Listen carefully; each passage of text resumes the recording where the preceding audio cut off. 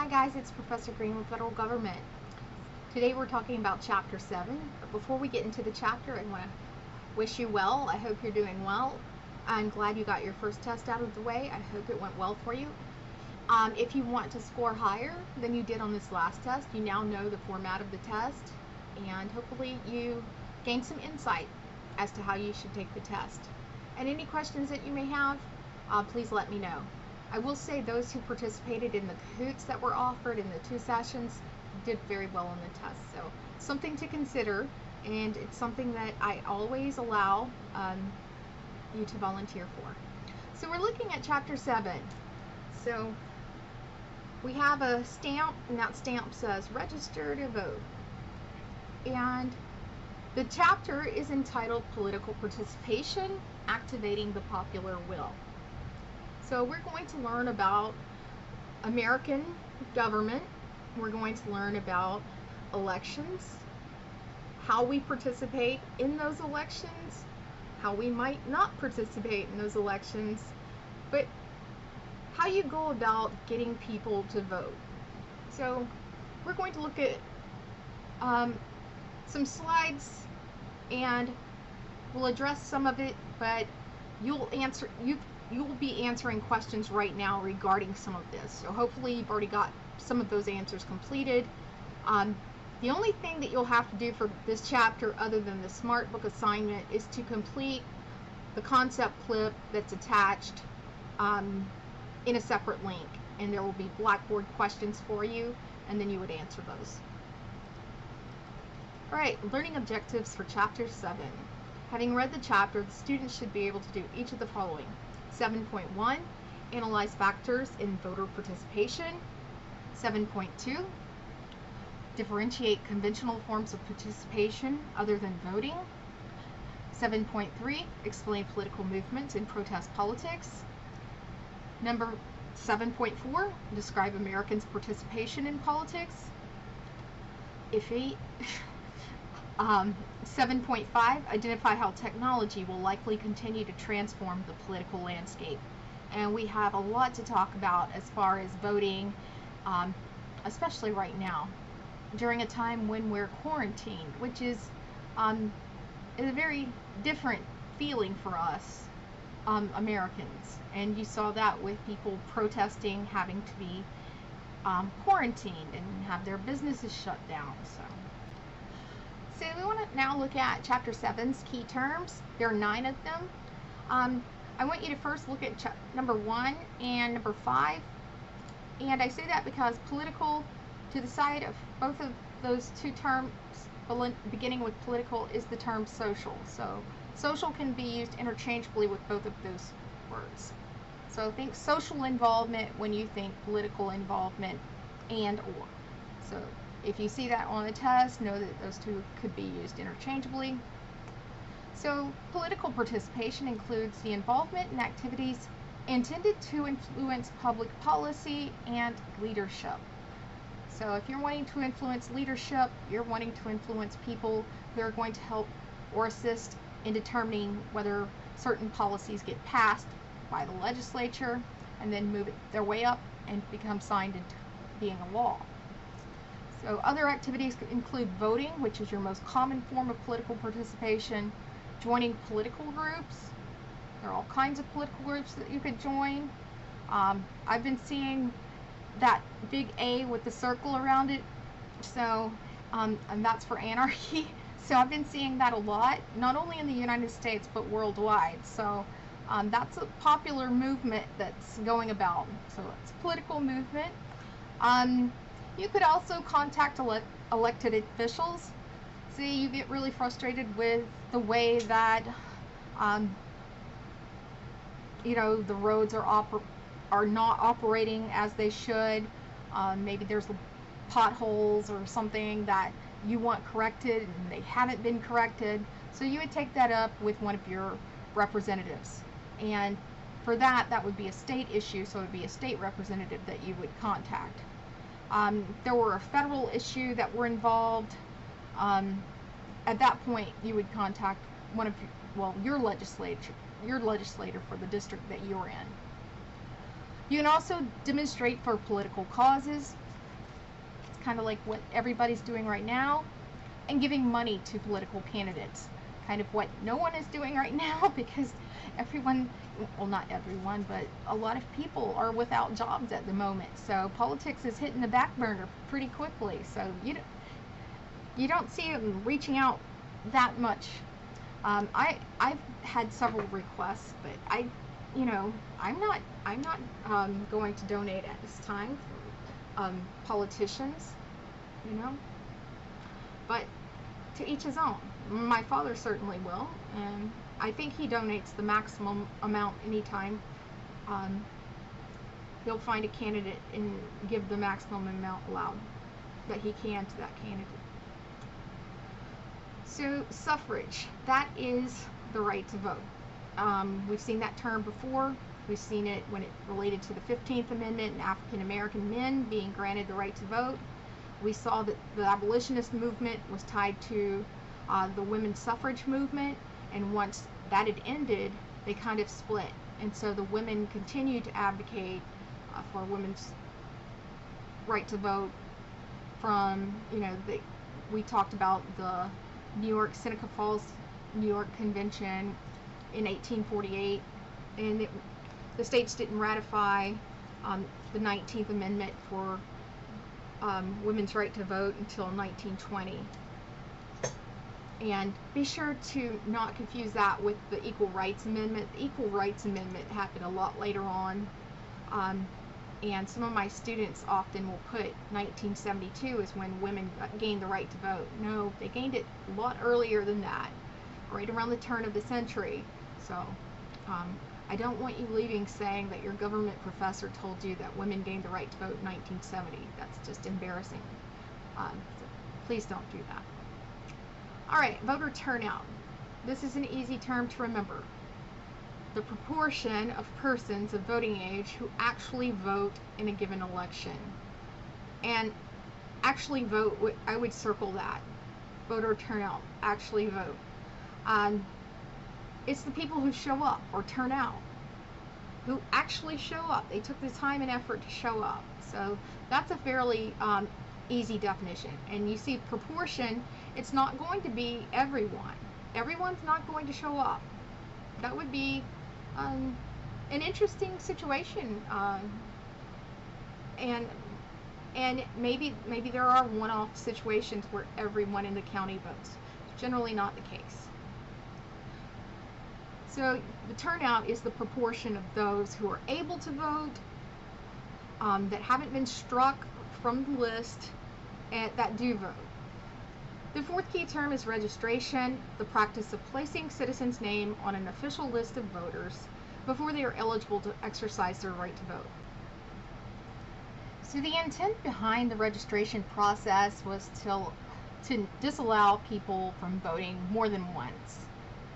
And we'll talk about that in a little bit in upcoming slides. It's not really an issue anymore, but at first it was to discourage people from voting more than once. Political movements as opposed to political participation. Now, political participation, that's a lot nicer than your political movements. Your social movements are kind of like what you're seeing now. So they're active and sustained efforts to achieve social and political change by groups of people who feel that government has not been properly responsive to their concerns. Sound familiar?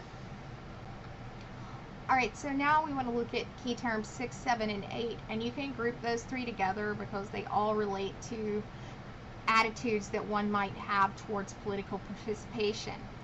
The first term is apathy. It's a feeling of personal disinterest or lack of concern with politics. So maybe it doesn't interest you. So apathy, I always put apathy equals you don't care.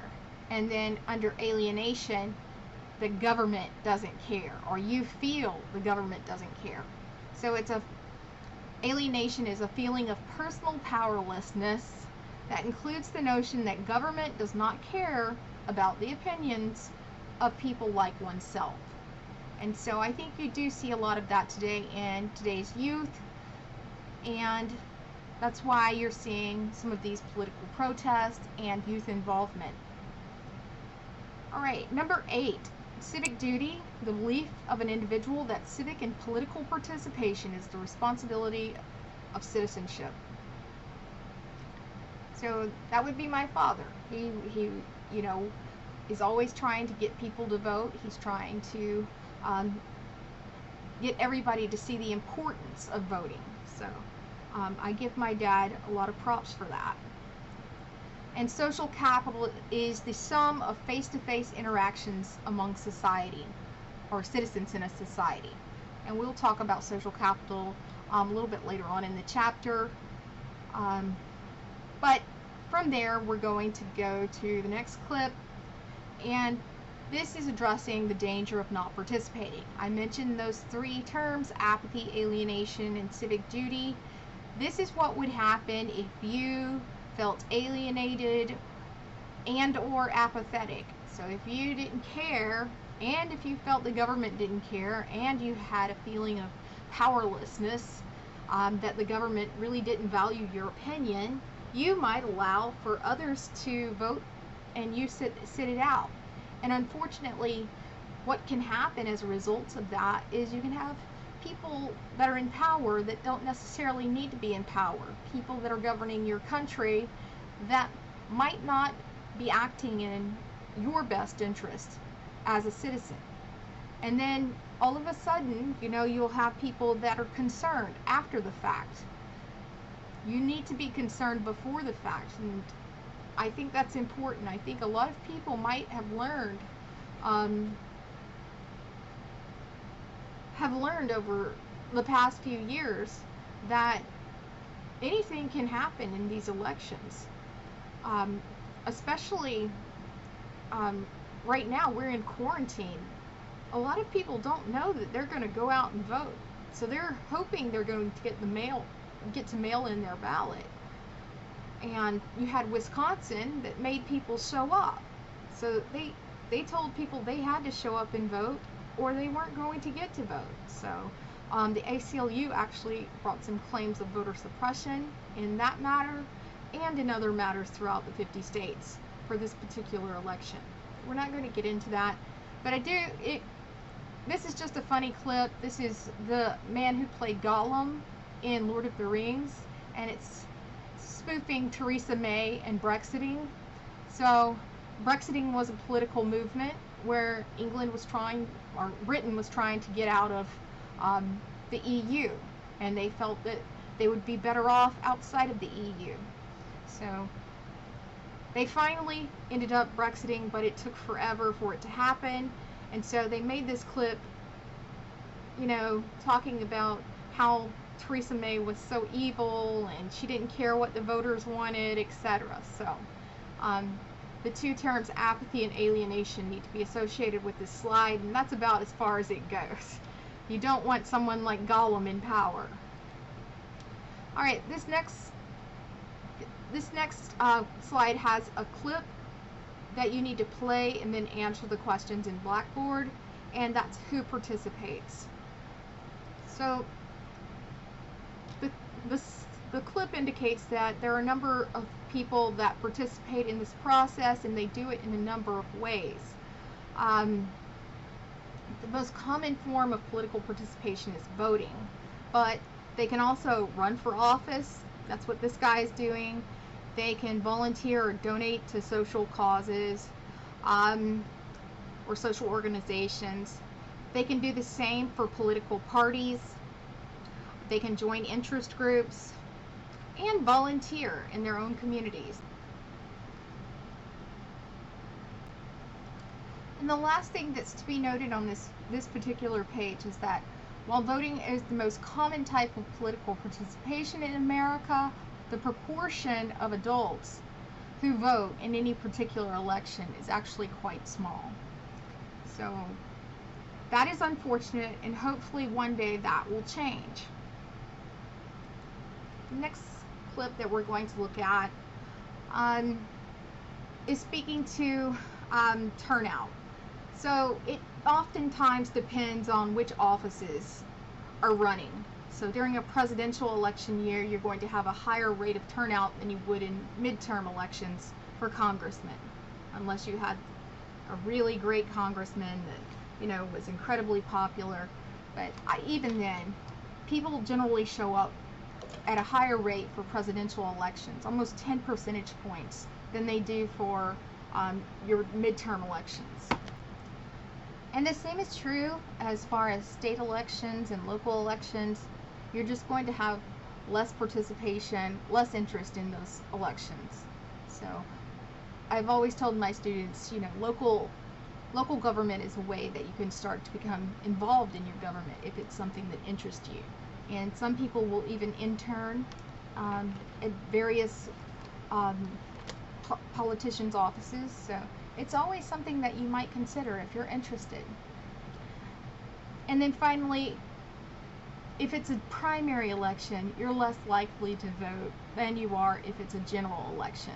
The primary election is simply picking, the Republican ticket or the Democratic ticket, picking the party candidate that they want in office. So in the Democratic campaign, you've had Joe Biden and Bernie Sanders for quite some time. I think pretty much after Super Tuesday.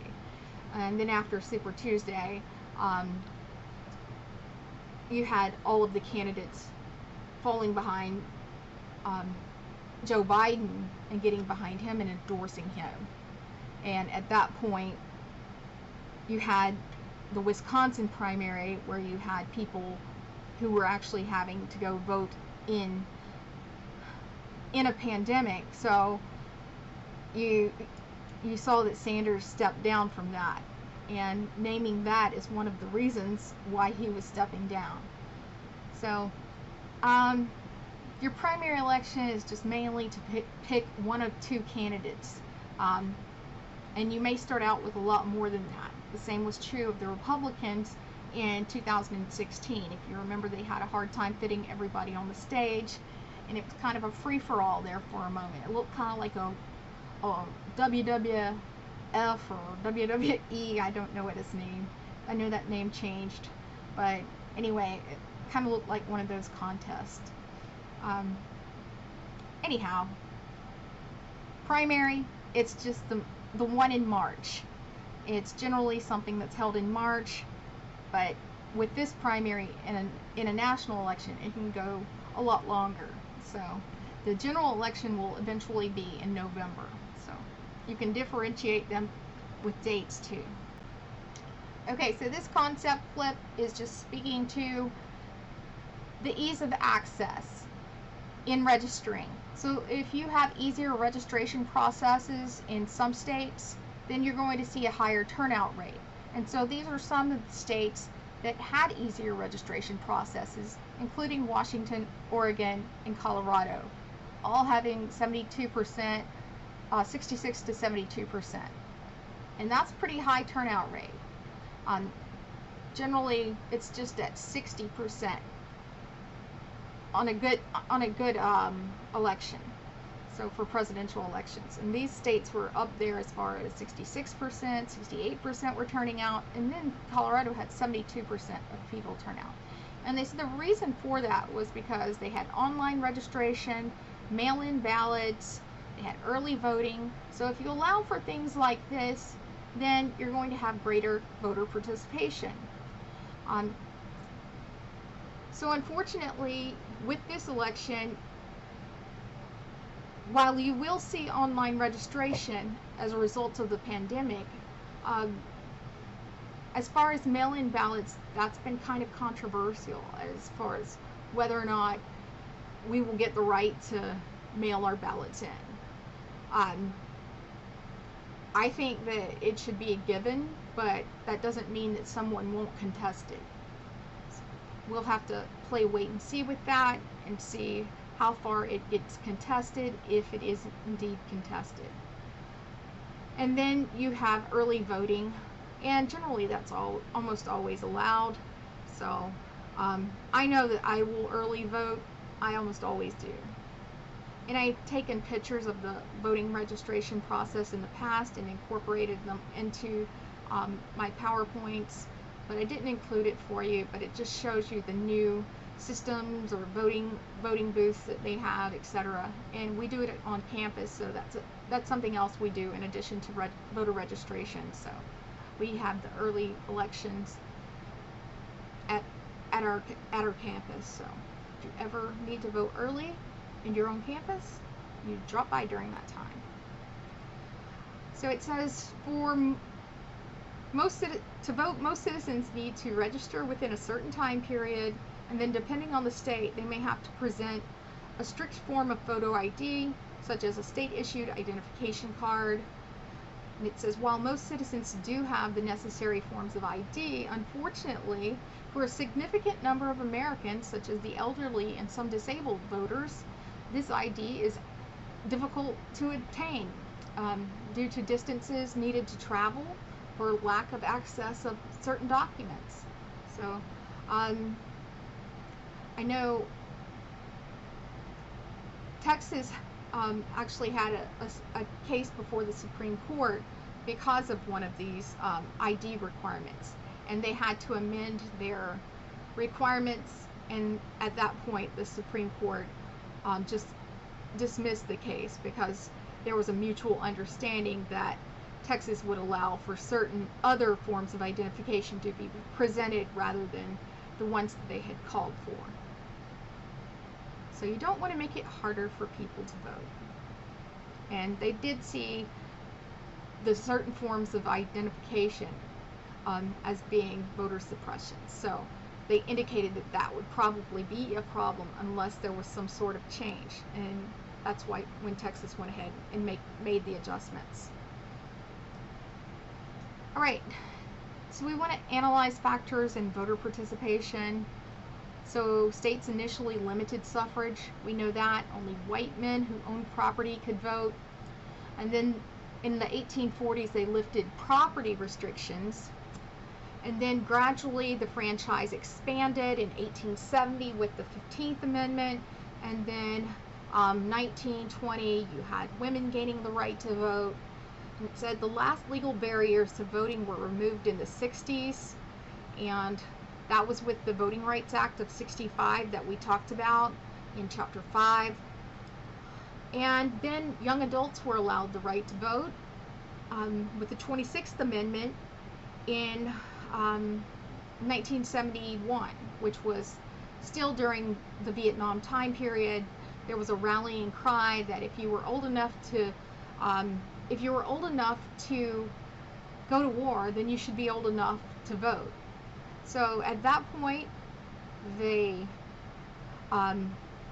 decided that the states went ahead and ratified that amendment, allowed for these individuals to vote. And then the problem was that you had a larger voting population, but you didn't have the same rate of turnout.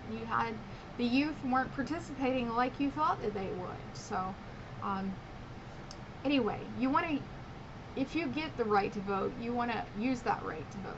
So never take that for granted. So it lowered the voting age from 21 to 18. So these were some of the things that were addressed as far as the Voting Rights Act. So the Voting Rights Act took away literacy tests. Poll taxes were banned with the 24th Amendment in federal elections. So in federal elections they couldn't charge you to vote, and essentially that's what it seems like it was.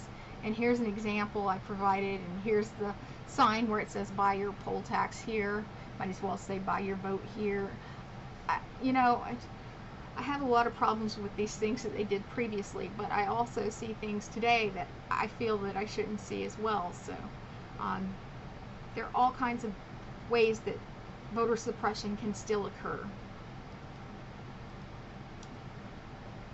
The book notes that as late as the 50s, only about 1 in 25 Mississippi black residents was registered to vote. So that was an obvious case of voter suppression. So that's when you had Martin Luther King Jr. advocating for the Voting Rights Act to be passed, the Civil Rights Act to be passed, and then later the Housing Rights Act to be passed.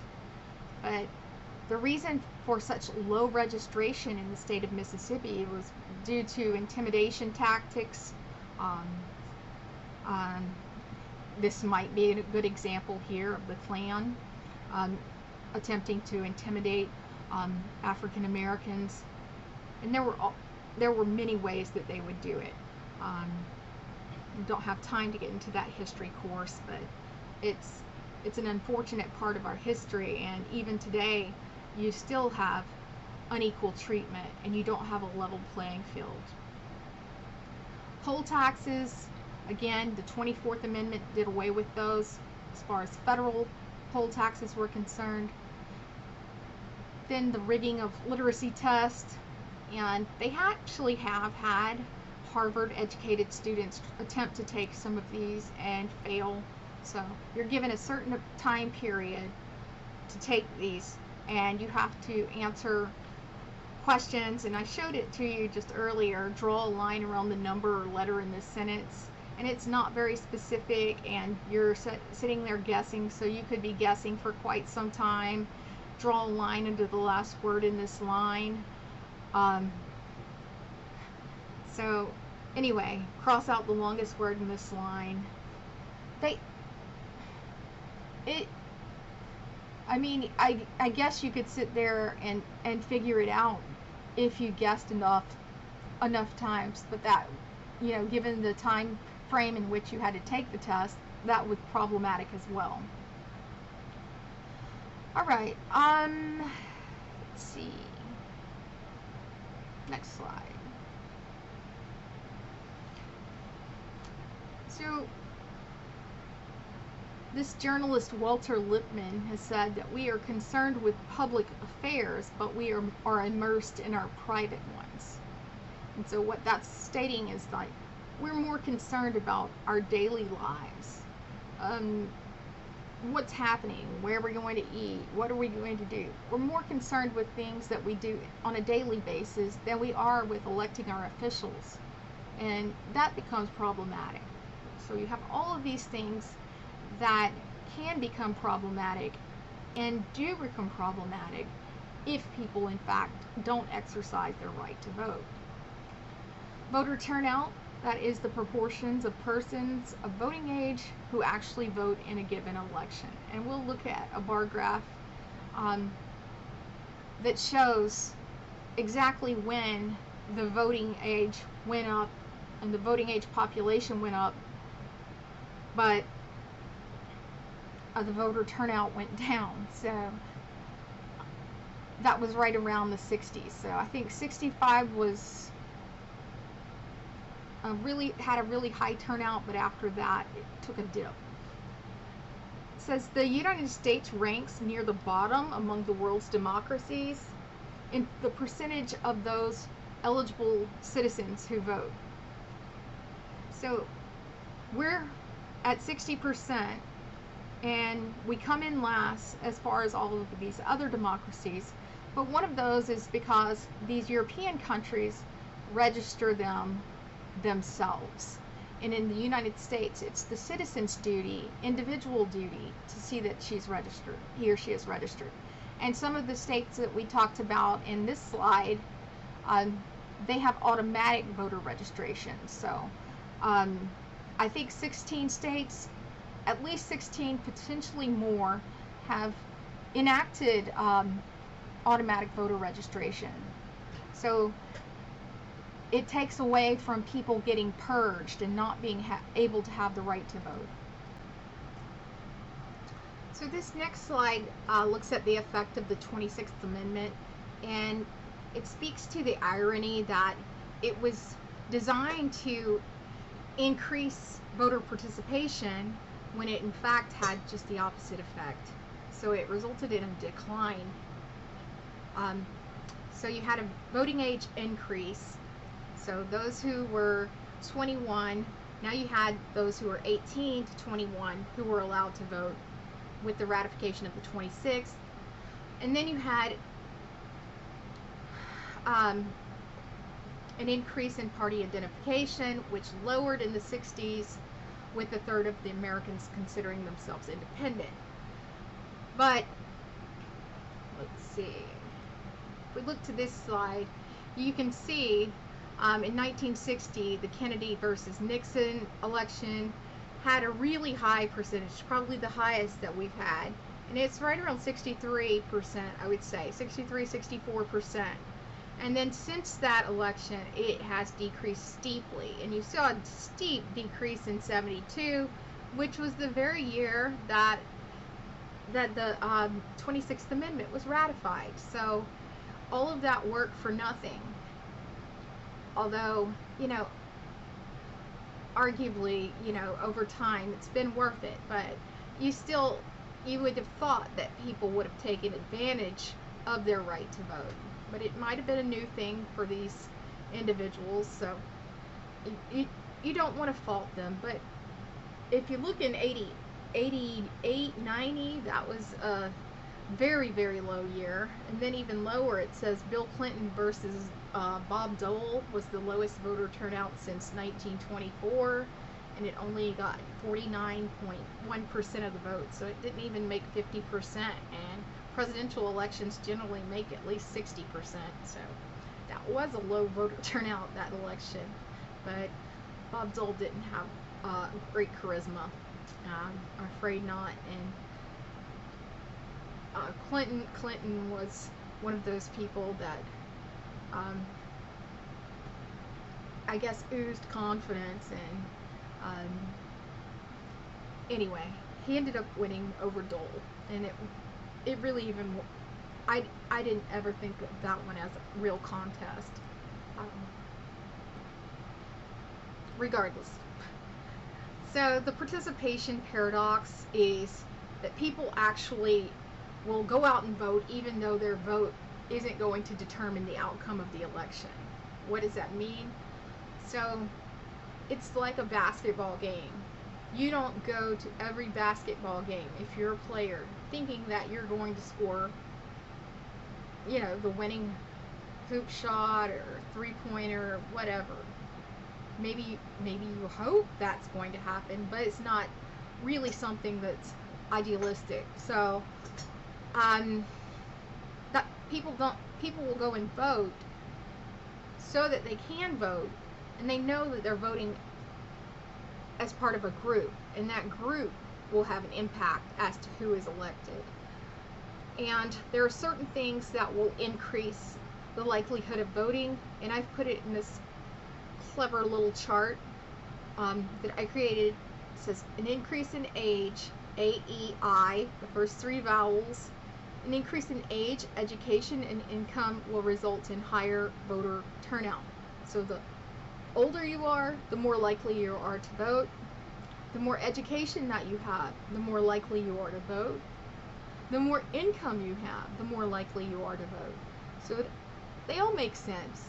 The older you are, the higher the education, and the higher the income. You're going to have an increase in turnout.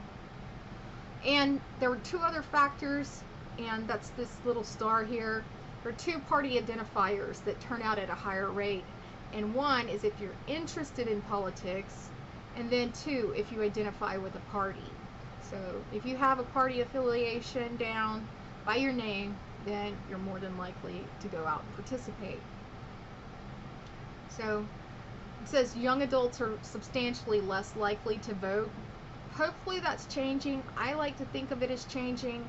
When we've had registration drives on campus, I've been very, very pleased with those signing up to vote. So I can't complain as far as our campus is concerned. We have had incredible success at our campus and have been recognized, distinguished because of that. Government department, TCC, Northeast. Anyway, we get things done. All right. The only other thing that this slide it needs to point out is if you don't vote, you shouldn't complain. So a lot of people complain about who's in office. But those very people are the same people that never showed up to vote. So you don't want to be that person. So get out and vote before you complain about who's in charge. So this is a test question that it was used. When you look at the following group of people, who is most adversely affected by the country's voter registration system? So they're looking at income levels and voter turnout. So your voter turnout with your lowest income levels is 53%. The next lowest is 58%. And then the highest income is at 84%. So you have a higher registration with the higher incomes, lower registration with the lower incomes. These are your 3 civic duties, and we've already discussed those, so I don't really need to go into that. And this is how people feel that they vote. Republicans are generally going to say that they vote almost 68% of the time. Your moderates are going to be least likely to say that they're going to vote. And then your liberals will be, say, about 50% of the time they will go out and vote. This is just a question, and the question was phrased as distinct from alienation, apathy is, and the correct answer in this situation was a lack of interest in politics. So long as you're recognizing that apathy means that you don't care or there's a lack of interest on your part, then you're doing okay. Alright, so these are some other questions that I've used in the past. All of the following tend to decrease voter turnout: lack of interest, apathy, alienation, you feel the government isn't interested and doesn't care about your opinion, and then the frequency of elections as well. So the United States, unfortunately, has more elections than any other democracy that I can think of. And so you're just having these elections, and we have primaries, which, adds to the frustration. A lot of people would like to do away with the primaries. And then you have others that say, well, how do you get rid of the bad candidates if you don't have primaries? So, I don't know. I don't know what the answer is to that, but I do agree that the United States has a lot of elections. Local, state, federal. So anyway, this is addressed on page 195. It says the frequency of elections in the U.S. reduces voter turnout because it increases the personal effort needed to participate in elections. So you have to use your own gas, you have to go, and you have to show up. That takes out of your day and time. Maybe, you're running late and you want to feed your family, but, you have the opportunity to vote, so you're going to go vote. So anyway,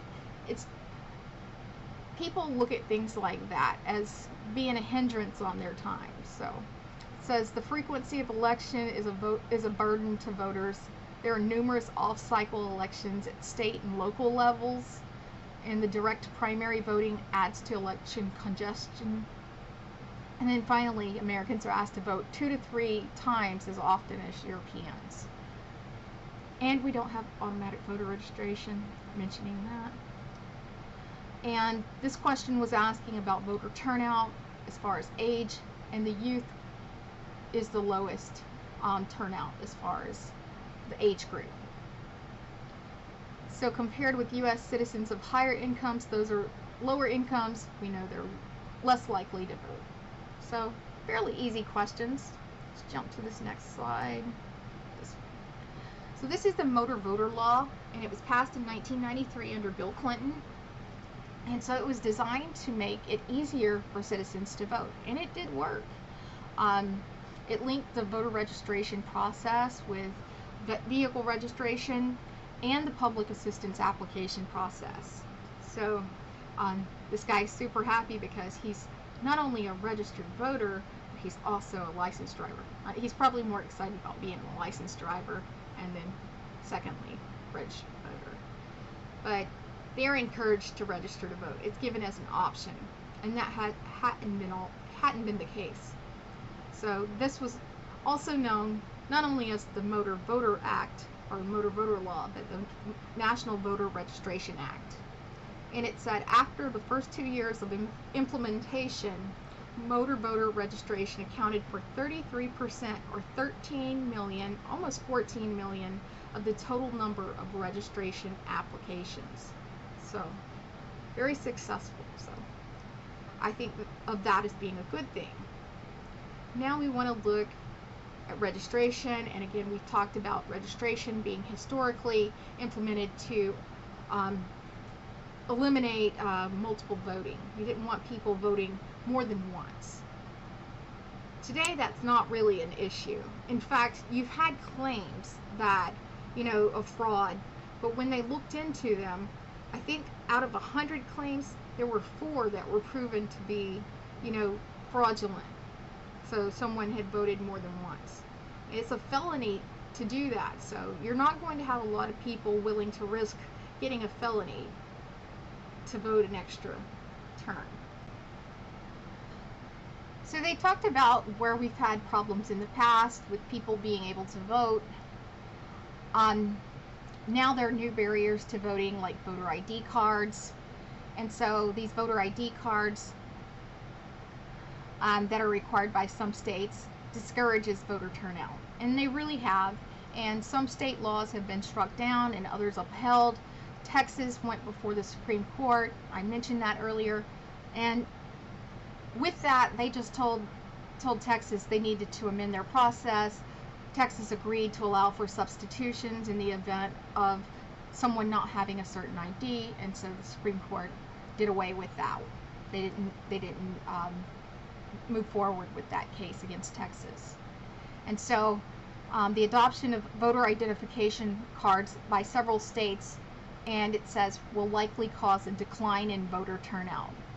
And this is a cartoon that Dave, I can't remember what his name is, but he created a cartoonist, and I think a Texan cartoonist. New voter ID laws enter here, and it shows you kind of this mouse maze in order to vote. So it says states with the most restrictive voter registration laws also have, and they gave 3 examples, Indiana, Mississippi, and Alabama, turnout rates that are well below national average. And so this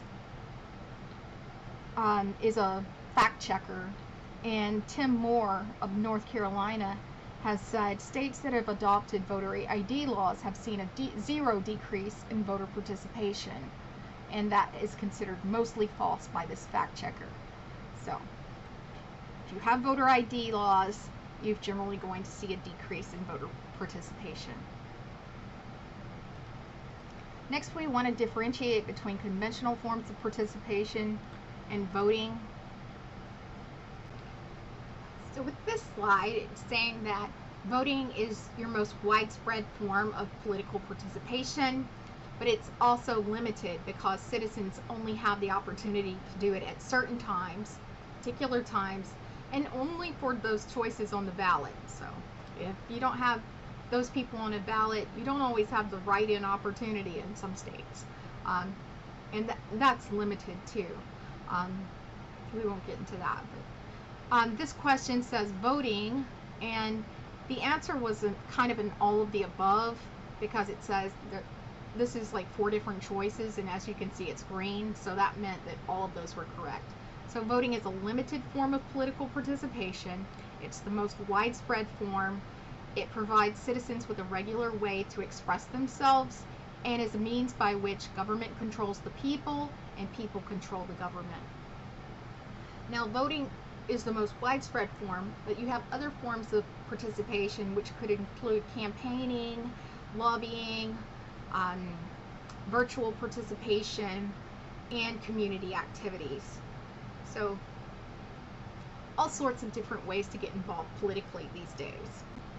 So this slide is going to look at your unconventional forms of political participation, including campaigning and lobbying activities.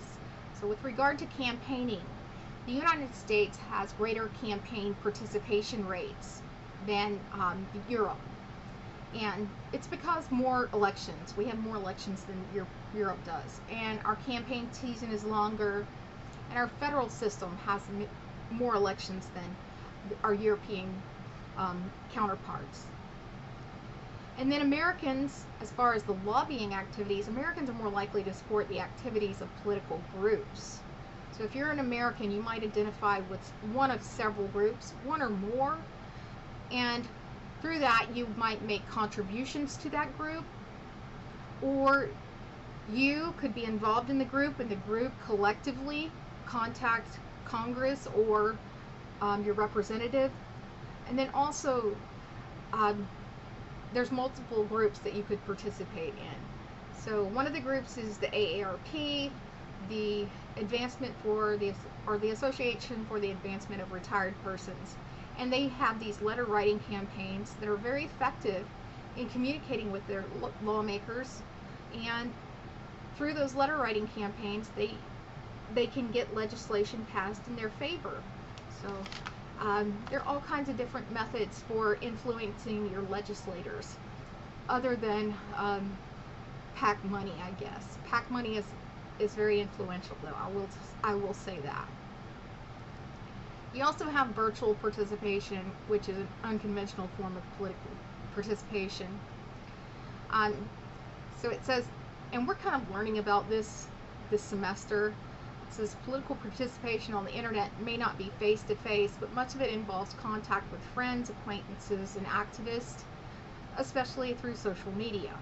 So oftentimes you'll hear of squabbles in families.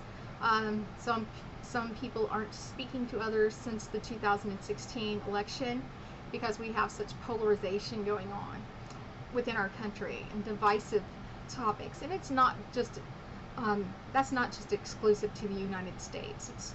It's worldwide as well. So don't want you to think that we're just out there as far as that is concerned. Other countries are affected as well. Internet fundraising is flourishing, and many groups have built extensive online organizations, which include online activist and grassroots lobbying, which can be very productive. And I know that for certain progressive groups, that's how they're getting elected, is through small organization attempts, fundraising attempts, online fundraising attempts. So virtual participation can be effective there as well. So next we want to look at community activities, and as it relates to social capital, or the sum of face-to-face interactions among citizens in society. So this is looking at almost everything that we've covered. How we interact with each other. What are we doing? Are we trying to get people to register to vote? Are we communicating online? Are we reaching out to our youth to get them involved? So all of that combined creates a sense of community and then fosters civic cooperation. And so when you have civic cooperation, you in turn can have a greater community involvement. In Americans, community involvement is greater than that of Europeans. We have a larger role of organized religion. There's an additional component to this. And then you have opportunities to get involved in local government. And so, again, I told you earlier that I always encourage my students to get involved in local government. Learn what it's about. See if you like it. And then it says roughly 25% of American adults participate in community activities annually. So you'll take what you can get. 25% sounds low, but right now it looks like a high number given that we're in quarantine. But anyway, you always root to achieve more. So hopefully you can get more people participating. And I really think that's key to getting the right people in office. People have to understand who they're electing and who they want in office. And you have to be civic minded and feel like you have a civic duty, like my father. But it says the chief obstacle to political participation is motivation. You have lack of motivation. I'm not going to make a difference. So you have that on, the political paradox that we talked about. You're going to vote, and you're going to vote for reasons other than being the winning vote, but that might also contribute to a lack of motivation on your part. I'm not going to be the winning vote, so who cares? Or my vote's not going to matter. And I think there was a cartoon. If you look at this cartoon, it says we didn't vote because it won't make a difference. And it's the majority, more than the majority. It's about 60%. It says 2/3 of eligible Texans don't vote. So that's a pretty high statistic. They definitely could influence the outcome of the vote, obviously. So do take that into consideration. Let's see here.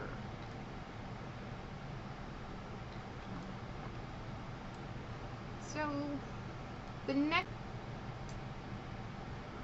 all right, learning objective 7.3 is addressing political movements, social movements, and protest politics.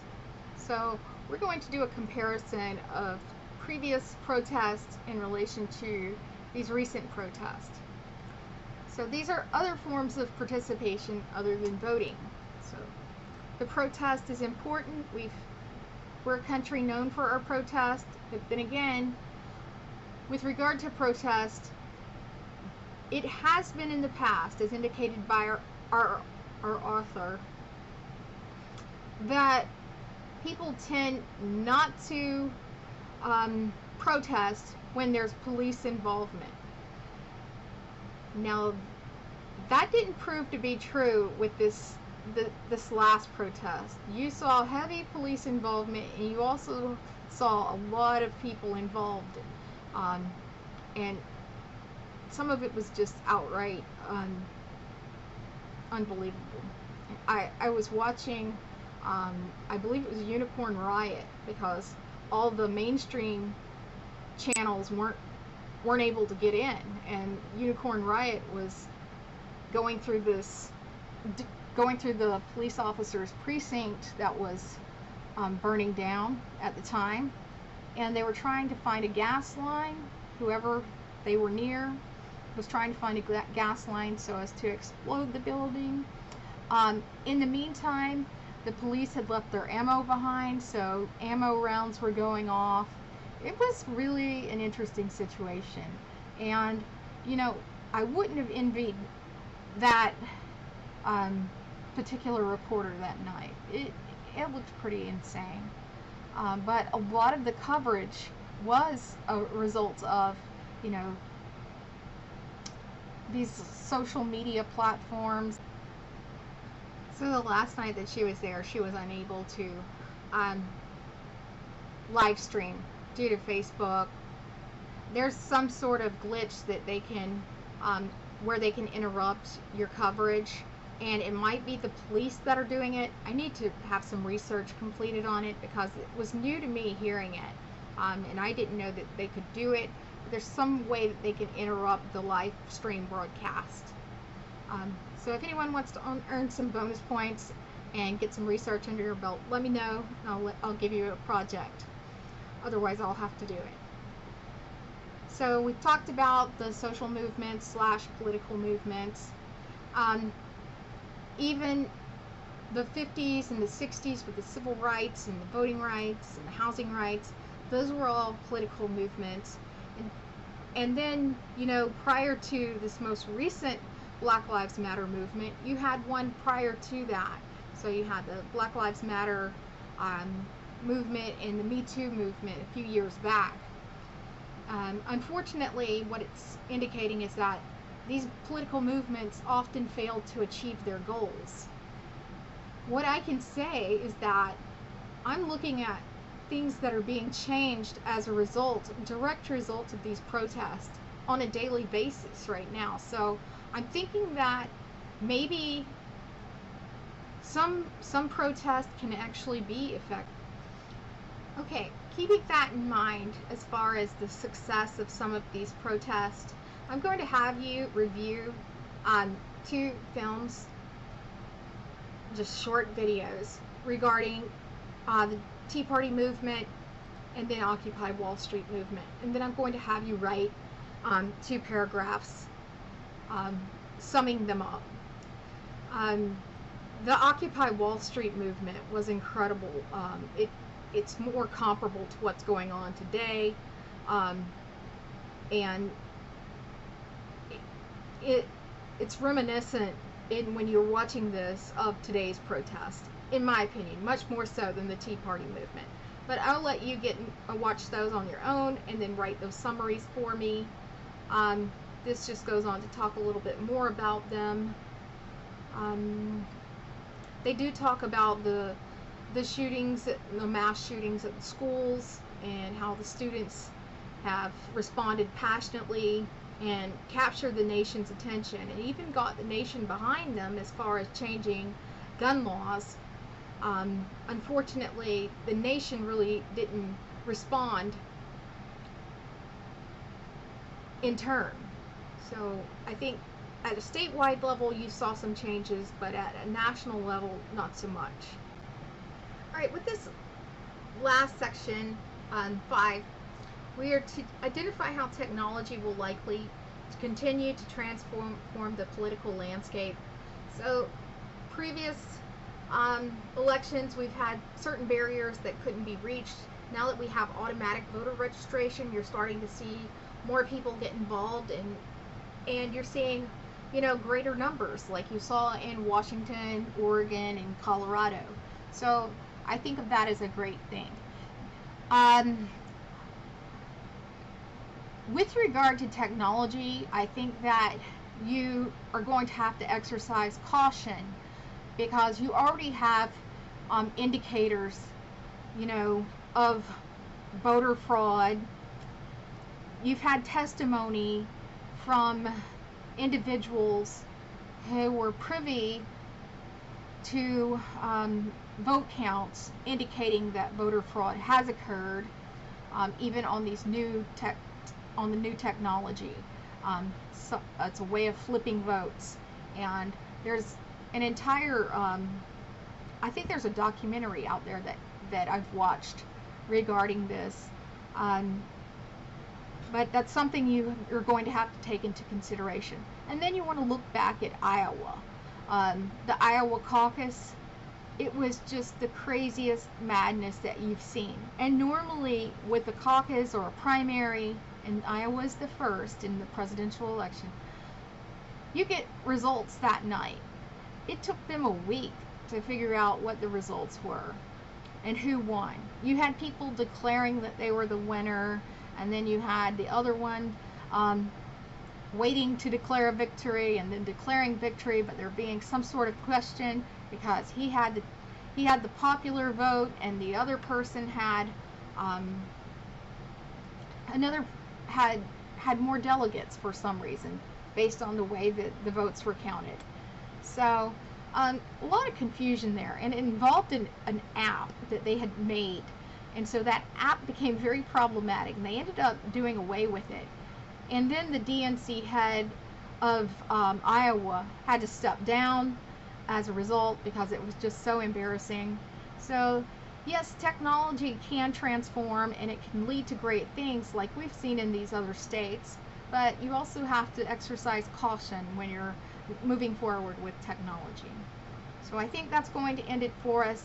Do answer the questions that I've asked of you in Blackboard regarding some of these clips: Occupy Wall Street, the Tea Party, and the concept clips. Thank you guys. Bye-bye.